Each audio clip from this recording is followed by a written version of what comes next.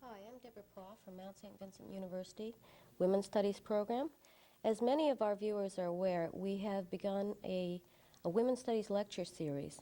Our first guest at the Mount is Jill Vicker. She's a political scientist from Carleton University. She's also the acting director of the Institute for Canadian Studies.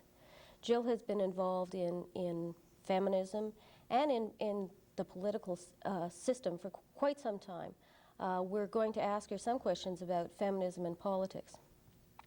Jill, one of the concerns a lot of feminists have has been that women haven't made that many inroads into the traditional political system and don't seem particularly concerned to do so.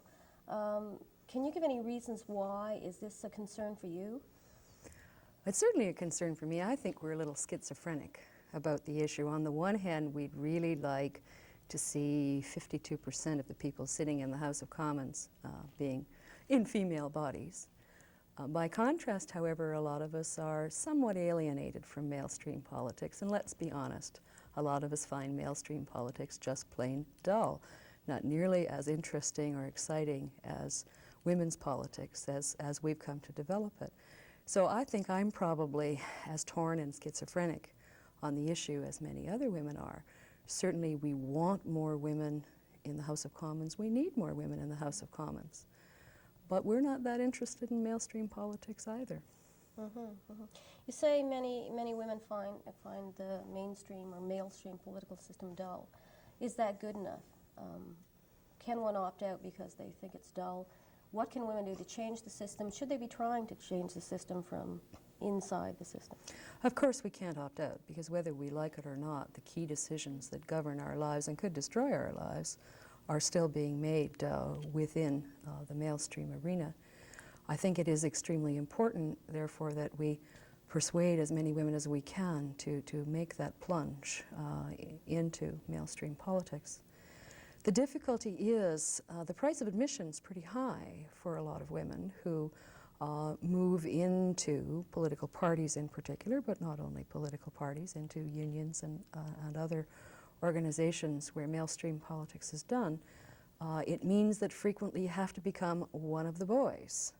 That means different behavior, and it may well mean different priorities. So frequently, I think, women who begin to move up the ranks in mainstream politics stop at some point and say to themselves, hey, those things that got me here, those issues that got me concerned, those things that got me excited and agitated, they're not on my agenda anymore. I'm spending all my time trying to figure out some other things that really don't preoccupy me as much as my own agenda. I don't think we can choose an either-or. I think we have to make sure that women are increasingly politicized, both in women's politics and in the mainstream. And I think we also have to ensure that we begin a process of transformation so that politics generally is less abstract, less elitist, less centralized in Ottawa or in Ontario, more regionally responsive, and more human in scale. You've made a number of points in your last statement that I think might confuse some people. You've used the term women's politics as if it were something different from women in politics, and you've talked about transformation. Could you explain what you mean by those terms? Well, as I see what's happened over the last 20 years in particular, but it probably goes back further than that, a number of women have moved into the mainstream political system, and I describe them in terms of women in politics. They're not just politicians, because they're still such a minority that they have to fit in to the rules of the game. It's very much like an immigrant going to a foreign country. You have to fit into the political culture of the country that you've moved to. And an awful lot of women have been in that position. They have had to learn the rules of a different political culture, one that was developed for men, by men, out of men's experiences. But I also perceive in the last couple of decades the development of what I call women's politics, that is the politics that women have crafted for themselves in their own organizations. So where we are in the women's movement, in the various groups that we have formed, we do politics. We do politics all the time. Sort of like the man who woke up one morning not knowing that all his life he's been talking prose. We have been doing politics, although political scientists wouldn't have called it that. And bringing those two systems together is a complex problematic.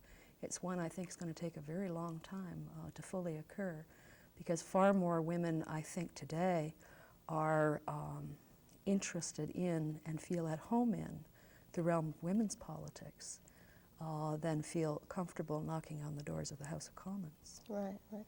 Do you think it should be a feminist strategy to try to somehow infiltrate with women's politics into male-stream politics? Should that be something that's a concern right now or a concern down the road?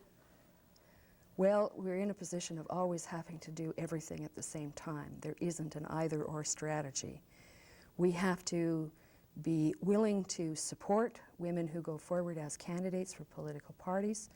We must do that with vigor, and we mustn't let them lose touch with their roots. We must continue to support them and keep them connected to the women's community. We also, as participants in women's politics, have to lobby male-stream politicians, whether they occupy female bodies or male bodies. We have to make our agenda known, and we have to engage in lobbying in the ordinary way in that arena. But I think simultaneously we have to begin to think about what it is that makes women's politics so satisfying in many ways, so comfortable, and so much less alienating and boring. And I think if we do that, we will discover that there are some features of human politics that have gotten lost, that a lot of men may well also be feeling alienated, shut out, and bored by big P politics of the sort that goes on in provincial or federal legislatures. Right. We face a lot of problems right now. The major problem that most people are cognizant of is the fear of a nuclear war. Many people would suggest it's an inappropriate time for women to be doing anything but putting all their energies into a peace movement, and that the priority is not women's issues but survival. We know that there's a history of women, of diffusing women's energies in women's politics when there were crucial world situations. I wonder if you could respond to, I know you've got a concern with the continuity of women's politics, that we don't lose sight of basic issues, but how do we answer people who suggest that we have one issue now, survival? Then if we survive, we can talk about equality. Well, I don't see it as a dichotomy between survival and equality. I see it as an essential part of learning how we might survive, that the politics of ordinary human beings that has survived in the women's world be recaptured and relearned. One of the differences, I think, that's very important is how people negotiate, how people deal with one another when they are in conflict. One of the things we do know is that male-stream politicians, whether they occupy male or female bodies, incidentally, develop a kind of sharp-edged ego. That doesn't say things about them as human beings in their ordinary lives, I suppose, but it does say how they operate in the political arena. It becomes almost impossible to say, I was wrong. It's not manly, it's not macho, it's not done, okay? Now, let's say that you take that to a bargaining table or a negotiating table or an arms limitation discussion. That kind of political style threatens my survival and your survival. It seems to me in the practice of women's politics, we have some other kinds of styles. One of the things the research shows is that women operate differently as decision makers. Doesn't necessarily mean we're pure or anything like that. It may have been making a virtue of necessity, but we have a style of decision making that seeks consensus without artificially trying to eliminate or suppress conflict. And that has recurred in the studies over and over again. Mainstream social scientists think that's because we have weak egos. That's the explanation that's offered. I would say that that's an incredibly important skill. So when people ask me, why should those who are so concerned in the peace movement over survival pay any attention to women's politics, I say because maybe there's something there that's vital to survival. Because I think the difference in style is going to be very crucial. We don't expect those on either side of the arms race just to suddenly say, okay, you've persuaded us. We know that new kinds of skills will be necessary.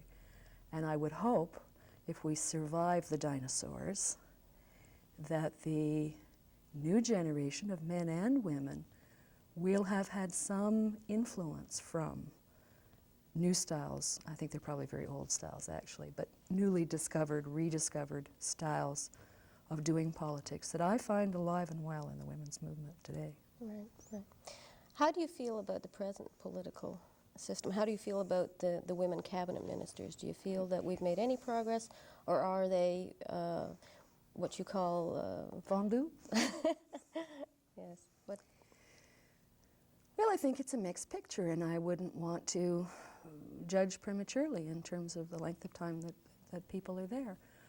I think that certainly several of the new cabinet ministers have very good reputations for continuing to keep in touch with women's groups and to be very sensitive to the concerns of women's politics. And certainly that is the sort of reputation Flora MacDonald has always had in the legislature.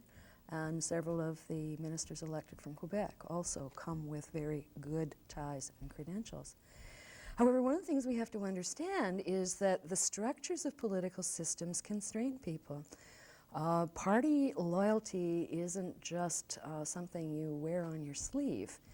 There are many ways in which structures like political parties can discipline people who disobey the rules.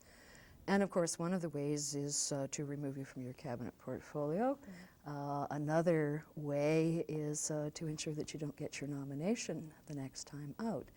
There are many instruments of power to ensure loyalty to the party line. And that's the sort of problem I'm talking about. Those structures do not give women all the freedom in the world. Excuse me, I can remember one of the early suffrage women in Canada. I was reading this in a diary recently, and she had been elected to the Alberta legislature. And she says in her diary, "I am not a good party woman. I try to be, but I am not. I cannot boo when I hear the opposition making sense, and I cannot cheer when I hear my own party making fools of themselves. I am not a good party woman. And the point really was, you know, that is there in the 1920s, this strain, I can't be a good party woman. Well, she was trying to adapt herself to what she took to be an inevitability. Rather now, I think, women should be thinking, well, maybe those structures need to be changed.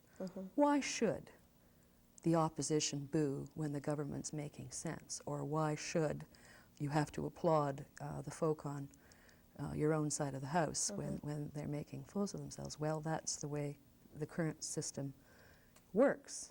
It is a competitive system, and that's one of the first things I think we have to look to changing. Right. So what you're suggesting is that perhaps women's politics can change the political system over time? I think so, if we care enough about changing the system to work very hard.